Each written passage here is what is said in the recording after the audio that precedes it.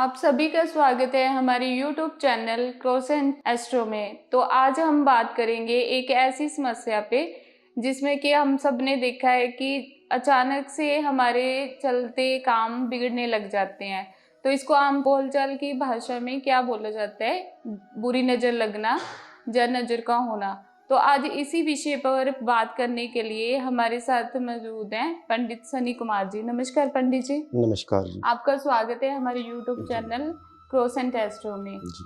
तो पंडित जी हमें बताइए कि क्या होता है बुरी नज़र लगना? बुरी नज़र। जी। देखिए जी, बुरी नज़र जो होती है, ये जड़ और चेतन दोनों पर प्रभाव डालती है। जड़ चेतन अर्थात जैसे कि बालक, बच्चा, वृद्ध औरत आदि जो भी सुंदर चीज़ होती है, उस पर बुरी नज़र लग जाती है। और जड़ में अर्थात जैसे वाहन हो गया, गाड़ी मोटर हो गया, मकान हो गया, ये जो चीज़ें ये जड़ चेतन में मानी जाती है और इन पर बुरी नज़र बहुत जल्दी पड़ जाती है। बुरी नज़र का मेन कारण होता है ईर्ष्या और द्वेष। जब जी। कोई जातक देखता है कि मेरे पास ये सामान नहीं है, मेरे पास घर अच्छा नहीं है, लेकिन मेरे जो पड़ोसी है उसके पास अच्छा घर है, अच्छा वाहन है, उसका बेटा सुंदर है, तो जब ये मन में भाव उठता है, तो मन में से एक नेगेटिव तरंग निकलती है, एक ऊर्जा निकलती है, जिसको हम बुरी नज़र कहते हैं, जिसे हम हाय भी कहते हैं। जो ये शब्द होता है, हाय शब्द, जो बुरी नज़र होती है, ये जातक के शारीरिक और मानसिक दोनों पर पूरा अपना प्रभाव डालती है। कहा जाता है कि जो बुरी नज़र होती है, ये तो पत्थर को भी तोड़ देती है। इसी कारण कहा जाता है कि जब भी आपने देखा होगा कि कई बच्चे छोटे होते हैं, वो रोते रहते हैं, बिना मतलब से रोते हैं, खाना खाना भी अच्छी तरह नहीं खा पाते हाँ जी। और दवाई भी नहीं लग पाती, दिन-रात रोते रहना, चिड़चिड़ा स्वभाव हो जाना, तो ये इसे बुरे लक्षण माने जाते हैं जी। कि हाँ भी जातक को बुरी नज़र लग चुकी है। ठीक है। तो बुरी नज़र के पंडित जी लक्षण क्या-क्या होते हैं? किससे जी। हमें पता चलेगा कि किसी को नज़र लगी है? जी। देखिए जी, जब भी बुरी नज़र लगती है, ये ज़्यादातर उन लोगों को लगती है जो सुंदर होते हैं, स्त्री, पुरुष या बालक। इन पर बहुत जल्दी दुष्प्रभाव पड़ता है नज़र दोष का, जिसके कारण इनके मानसिक और शारीरिक प्रभाव पड़ता है। जैसे कि जो जातक होता है, जिस पर बुरी नज़र का प्रभाव होता है, ऐसा जातक का स्वभाव चिड़चिड़ा हो जाता है। ऐसा जातक को मानसिक अशांति महसूस होने लग जाती है, जिसके जी। कारण वह अपने घर में, व्यापार में कहीं भी उसका ध्यान एकाग्रचित नहीं हो पाता, जिसके कारण उसके घर में और व्यापार में भाँति-भाँति के वाद-विवाद होते रहते हैं। और इसका दुष्परिणाम ये भी होता है कि जातक को भूख कम लगना, चिड़चिड़ापन बढ़ जाना और जातक को गुस्सा अधिक आना, जिसके कारण जातक का जो मानसिक और शारीरिक दोनों तरह से प्रभाव पड़ता है और जिसके कारण जो शरीर है, भूख कम लगती है और डॉक्टरों को दिखाने के बाद भी, जैसे कि डॉक्टरों को बार-बार दिखाने के बाद भी कोई प्रभाव नहीं पड़ता। इसे ये सभी कारण जो माने जाते हैं, ये बुरी नज़र का माने जाते हैं, जिसके कारण जातक को कोई भी कार्य कर ले, अगर कोई भी काम करने के बाद भी कोई न कोई बाधा आती रहती है। जातक अगर कोई कार्य करता है, उसके शुरुआत में या उसके अंत में कार्य के बाधा में कोई न कोई दिक्कत आती रहती है और इसका शारीरिक प्रभाव यही होता है कि जातक शरीर से दुबला-पतला हो जाता है, भूख-प्यास कम लगने लग जाती है और मानसिक तनाव होने लग जाता है और घर के लोगों से ही मतभेद होने लग जाता है। ये ही कुछ कारण ऐसे होते हैं जो शारीरिक और मानसिक जातक को प्रभावित करते हैं। तो बुरी नज़र के क्या-क्या प्रभाव होते हैं पंडित जी? और किस बुरे ग्रह के कारण मतलब कि बुरी नज़र लगती है? ठीक। देखिए जी, आपका ये प्रश्न बहुत अच्छा प्रश्न है कि भी बुरी नज़र क्यों लगती है और उसका बुरा प्रभाव क्या होता है। देखिए जी, जब भी चंद्रमा चंद्रमा हमारा मन का कारक होता है। जी। अगर हमारा मन मजबूत होगा, तो कभी भी कोई बुरी नज़र, बुरा बुरा दोष, नेगेटिव प्रभाव कभी नहीं पड़ता क्योंकि हमारा ही मन, ये मन जो होता है चंद्रमा का कारक माना जाता है। मन जी। से ही देखा जाता है कि जातक का काम कैसे चलेगा। क्योंकि हुँ। हम कोई भी काम कर लें, व्यापार कर लें या कोई बिज़नेस कर लें, अगर हमारा मन ही सही नहीं है, अगर हमारा ध्यान ही नहीं लगेगा, तो जी। हम कोई भी कार्य सही हुँ। तरीके से नहीं कर पाते और इसका बुरा प्रभाव यही पड़ता है कि जातक के कार्य में बाधा आने लग जाती है जातक का अपना पूरी मेहनत करने के बाद भी उसको उसके अनुसार फल नहीं मिल पाता, जैसा वह सोचता है, जैसा वह चाहता है। दिन दुगनी रात चुगनी, मतलब कि जो होता है, जो बाधा व्यापार करता है, उसमें किसी न किसी तरीके की बाधा आ जाती है। तो पंडित जी, जैसे हमने देखा है कि क्या होता है, ज़्यादातर छोटे बच्चों को नज़र लग जाती जी, है। अगर छोटे बच्चों को नज़र लग जाए और उनकी सेहत भी खराब रहने लग जाती जी, है, तो उसके लिए क्या खास उपाय हैं जिनको जी, हमारे दर्शक अपनाएं और उनके बच्चों को नज़र से बचाव हो? जी। देखिए जी, बुरी नज़र का सबसे ज़्यादा प्रभाव बच्चों पर ही पड़ता है। जी। और बच्चे जो बच्चा हँस रहा, खेल रहा होता है या जो ज़्यादा स्वस्थ होता है, उस बच्चे को बहुत जल्दी से, आसानी से नज़र दोष लग जाता है। और एक कारण ये भी माना जाता है कि जब भी कपड़े धोए जाते हैं, कपड़ों को धोने के बाद क्या करते हैं कि छत पे ऐसे ही छोड़ के चले जाते हैं। लेकिन कहा जाता है, शास्त्रों में लिखा हुआ है इसके बारे में कि आकाश मंडल में नाना भाँति की आत्माएँ विचरण करती हैं। जो छोटे बच्चों के कपड़े होते हैं, वहाँ पर उन आत्माओं को ज़्यादा आकर्षित करती हैं।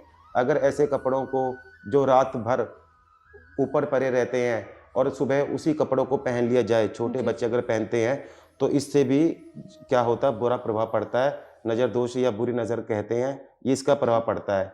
और इसके कारण क्या होता है कि जातक को भूख कम लगती है, बच्चे रोने लग जाते हैं जी, जी। और चिड़चिड़ा स्वभाव हो जाता है, जिसके कारण जातक देखता है कि जो बेटा है, वो दिन-ब-दिन कमज़ोर होता जा रहा है, दिन-ब-दिन खाने पे ध्यान नहीं रहता और माता-पिता को चिंता होने लग जाती है कि क्या कारण है जिसके कारण ये बच्चों को नज़र लग रही है। तो पंडित जी, जैसे किसी का कारोबार बहुत अच्छे से चल रहा है, दिन रात वो जी, सफलता हासिल कर रहा है, बट अचानक से ऐसा कुछ होता है कि उसको लगता है कि वो अचानक से ही किसी लॉस में जा रहा है। जी। तो इस दोष को, इस नज़र दोष को खत्म करने के लिए क्या उपाय? देखिए जी, जब कोई कार्य करता है, कोई व्यापार आदि करता है, तो उसमें सफलता प्राप्त होती है। जी। तो जिसके कारण जो प्रतिद्वंदी होते हैं, उनको द्वेष आ जाता है, द्वेष की भावना, ईर्ष्या की भावना उसमें जाग जाती है, जिसके कारण बुरी नज़र के कारण व्यापार में या बिज़नेस में आदि घाटे होने लग जाते हैं। हुँ। और इसका मेन कारण क्या होता है कि जब भी हम कोई कार्य करते हैं, कहा जाता है कि बंद मुट्ठी लाख की, खुल जाए तो खाकी। जब भी जी। हम कोई कार्य करते हैं या पैसे की देन-लेन आदि करते हैं, तो कभी भी जब तक हमारा कार्य पूरा ना हो जाए, तब तक हमें किसी को नहीं बताना चाहिए। अगर धन को लेना या देना हो, तो उस समय भी कभी नहीं बताना चाहिए जब तक हमारा कार्य पूरा ना हो जाए। और हुँ। जब लगे कि हाँ, कि व्यापार में हमारे घाटा हो रहा है, मेहनत करने के बाद भी उतना उचित प्रभाव, उतना अच्छा फल नहीं मिल पा रहा, जितना मिलना चाहिए, तो मान लेना चाहिए कि व्यापार आदि में नज़र दोष का प्रभाव चल रहा है। हुँ। और इससे बचने के लिए हो सके तो कोशिश करनी चाहिए कि जहाँ पर व्यापार आदि कर रहे हैं, वहाँ पर सेंधा नमक, जो समुद्री नमक होता है, उसको अपने व्यापार स्थल आदि में स्थापित कर देना चाहिए। और हो सके तो जहाँ पर ऑफ़िस हो, वहाँ पर गंगा जल आदि के क सिंचन करना चाहिए। और जब भी पोछा लगाएँ, तो कोशिश करना चाहिए कि बाल्टी में थोड़ा-सा सेंधा नमक डालकर ही उससे पोंछा आदि करना चाहिए, ताकि जो व्यापार में नेगेटिविटी आ रही है, जिसके कारण व्यापार आदि में बाधा आ रही है, वह सब दूर हो जाए। और हो सके तो दुकान या व्यापार आदि जहाँ भी कर रहे हैं, वहाँ पर वास्तु दोष यंत्र एवं नज़र दोष के यंत्र आदि की स्थापना करनी चाहिए। तो अगला प्रश्न है पंडित जी, जैसे आपने देखा होगा कि कई बार बच्चे पहले तो पढ़ाई में बहुत अच्छे होते हैं, जी, बस बाद में जैसे उनके माँ-बाप को लगता है कि बच्चा अब पढ़ाई पे ध्यान नहीं दे जी, रहा। तो अगर ऐसा पढ़ाई में बच्चे का मन ना लग रहा जी। हो, ऐसा नज़र दोष हो जाए, तो उसके लिए माँ-बाप को या बच्चों के को क्या उपाय करने चाहिए?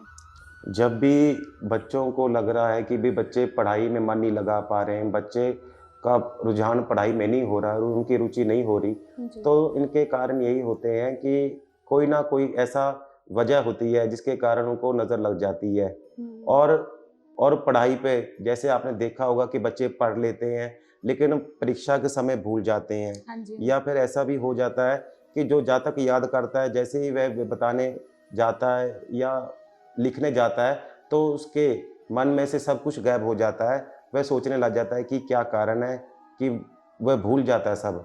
तो इससे बचने के लिए एक तो पहले ये करना चाहिए कि जहाँ विद्यार्थी अपना अध्ययन कर रहा है, जहाँ बच्चे पढ़ाई करते हैं, उनको कोशिश करनी चाहिए कि पूर्व और उत्तर की तरफ, ये 2 दिशाएँ, पूर्व और उत्तर की तरफ बैठकर ही अपना स्वाध्याय करे, अपनी स्टडी है जो उसको अच्छी तरह करे।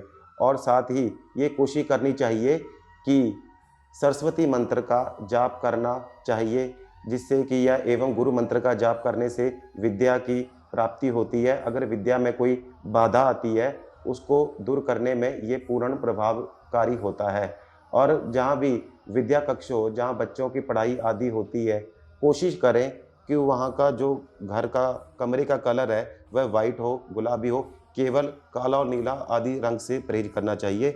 और ये कोशिश करनी चाहिए कि जब भी बच्चे पढ़ाई पढ़ रहे हैं, तो उनको ब्रह्म मुहूर्त में कहा जाता है कि जो भी विद्यार्थी ब्रह्म मुहूर्त अर्थात सूर्य उदय होने से पहले जो भी विषय आदि को ग्रहण करता है, वह कभी भूल नहीं पाता। और कोशिश करनी चाहिए कि विद्या के समय जब भी हम विद्या पढ़ते हैं, तो जातक को कुछ-कुछ पढ़ने के बाद थोड़ा-थोड़ा आराम करना चाहिए, थोड़ा रेस्ट लेकर करना चाहिए। और जब भी वो पढ़े, तो उसके बाद उसको 2 मिनट उसको सोचना चाहिए कि मैंने क्या पढ़ा, उसका विश्लेषण करना चाहिए। उसके बाद उसको आराम से पढ़ना चाहिए। कोई भी विषय को 45 मिनट से ज़्यादा नहीं पढ़ना चाहिए। जैसे लगे कि 45 मिनट से ज़्यादा हो चुके हैं, तो जातक को थोड़ा-सा आराम करना चाहिए या थोड़ी ब्रेक ज़रूर लेनी चाहिए। क्योंकि कहा जाता है कि जब भी हम कोई भी विषय पढ़ते हैं, तो कहते हैं कि हमारा 45 मिनट तक उस विषय पे ध्यान रहता है।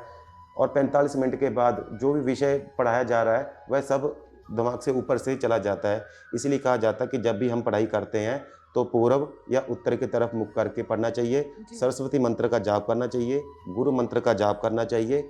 और हो सके तो जहाँ भी पढ़ाई का कक्ष है, वहाँ पर नीला और काला रंग वर्जित है, अर्थात ऐसा रंग नहीं होना चाहिए जिससे कि बच्चों की बाधा पढ़ाई में, शिक्षा में कोई बाधा आ सके। जी। पंडित जी, ऐसा कोई मंत्र है जहाँ कोई पूजा है जिसको करके हमारे दर्शक बुरी नज़र के प्रभाव से बच सकते हैं?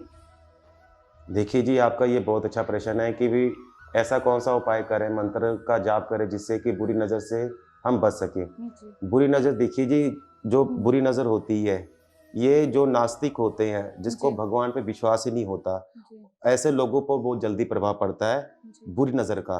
जी। बुरी नज़र में क्या होता है कि ऐसे जातक लग आपको लगता होगा कि भी हाँ, हम बचने का उपाय करेंगे, लेकिन जब तक जो जातक पूजा पाठ नहीं करता या भगवान का नाम भी नहीं लेता, तो ऐसे जातक को बुरी नज़र बहुत जल्दी प्रभाव करती है।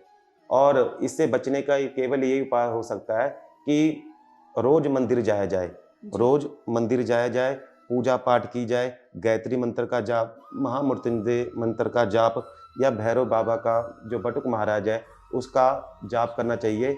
और हो सके तो इसके इसके लिए गायत्री मंत्र का सुबह सूर्य उदय के समय गायत्री माता का मंत्र का जाप करने के बाद सूर्य को अर्घ देना चाहिए।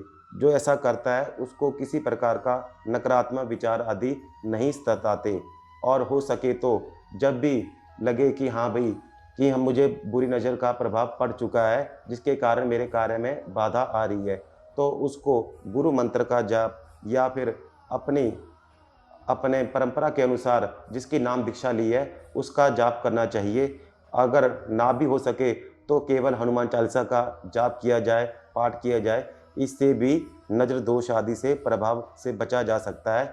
और हो सके तो क्या करना चाहिए कि जब भी मंगलवार हो, मंगलवार को हनुमान जी के मंदिर में जाकर, जहाँ पर केसरी रंग की मूर्ति होती है, वहाँ पर प्रसाद आदि बाँटकर हनुमान जी को भोग लगाकर, जो हनुमान जी के दाहिने पैर का होता है, वो वहाँ का तिलक लगाकर अपने मस्तक पर, गले पर और हृदय पर ज़रूर लगाना चाहिए। जो जातक हनुमान जी के दाएँ पैर का तिलक अपने माथे पर, गले पर और हृदय पर लगाता है, ऐसे उपाय करने से नज़र दोष दूर हो जाता है। तो पंडित जी, ऐसे कौन-कौन से खास उपाय हैं जिनको करके कि अगर किसी को नज़र दोष हो गया है तो वो दूर कर सकते हैं? ठीक। जब भी नज़र दोष हो जाए, देखिए जी, जब बालक को नज़र दोष हो जाए, तो कोशिश करनी चाहिए कि हाथ में या पाँव में या गले में कोई ना कोई काले रंग का धागा अवश्य बांध कर रखा जाए। और जी। कोशिश करें कि जो बच्चे नज़र आदि दोष के प्रभाव के कारण जो जिनका स्वास्थ्य आदि बिगड़ा हुआ है, उनके लिए उपाय हो सकता है। जैसे कि हो सके तो जो सतनाजा होता है, वो उसको जो सतनाजा होता है, उसको पंछियों को डालना चाहिए और सूर्य देव को अर्घ देना चाहिए। और जब भी सूर्य को अर्घ दें, तो लोटे में कोशिश करें कि जो लोटा हो, वह पात्र हो, वह तांबे का हो और उसमें गंगा जल, पुष्प, चावल, रोली इनमें से कोई ना कोई चीज़ अवश्य डालकर ही सूर्य को अर्घ देना चाहिए। और हनुमान चालीसा का जाप करना चाहिए, पाठ करना चाहिए। जो जातक साफ सफाई नहीं रखता, अपना नहाने धोने का जिसको ध्यान नहीं रहता, ऐसे जातक को भी बुरी नज़र या बुरा प्रभाव बहुत जल्दी अपनी ओर आकर्षित कर लेता है। इसलिए कहा जाता है कि हमेशा स्नान करना चाहिए। सूर्य उदय होने से पहले अपने जो बिस्तरा आदि है, उसको त्याग के स्नान करना चाहिए। और जब भी स्नान करे तो कोशिश करना चाहिए कि थोड़ा-सा गंगा जल उस बाल्टी में डालकर मन में ओम नमः शिवाय का 7-11 बार जाप करने के बाद उस जल से स्नान किया जाए। और ये भी कोशिश करनी चाहिए कि बुरी नज़र से बचने के लिए कभी भी रात के समय, जब हम देखते हैं कि रात के समय को जा रहे हैं मिठाई खाकर, जैसे कि शमशान घाट हो गया या फिर कोई ऐसे खंडर आदि हो गए, ऐसे स्थानों पर नहीं जाना चाहिए।